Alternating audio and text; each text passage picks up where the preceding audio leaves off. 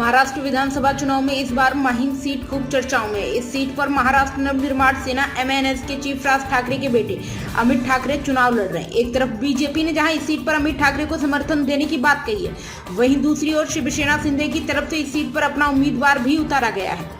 इसी बीच सीएम एकनाथ शिंदे की प्रतिक्रिया ये, उन्होंने माहिम सीट से उम्मीदवार न हटाने के संकेत दिए। उन्होंने कहा कि लोकसभा चुनाव में राज ठाकरे हमारे साथ थे, लेकिन जब विधानसभा चुनाव को लेकर मेरी उनसे बातचीत हुई कि उनसे ठाकरे रणनीति क्या है, तो उन्होंने कहा कि पहले शिवसेना, बीजेपी और एनसीपी को फैसला करने दीजिए। उन्होंने सीधे तौर पर अपने उम्मीदवार उतार दिए।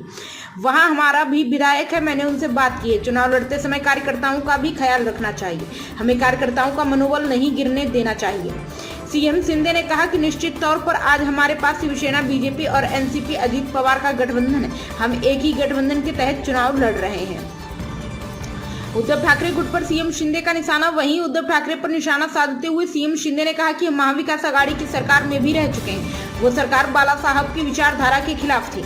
बाला साहब कांग्रेस से दूर रहने की बात करते थे। महाविकास आघाड़ी की सरकार कोई काम नहीं कर रही थी। वो सरकार विचारधारा को पूरे रखकर निजी स्वार्थ के लिए बनाई गई थी, जबकि पिछले 2 सालों से हमने बिना किसी निजी स्वार्थ के काम किया। हमारे कार्यालय में निवेश भी हुआ और हमने किसानों और कामगारों के लिए भी काम किया।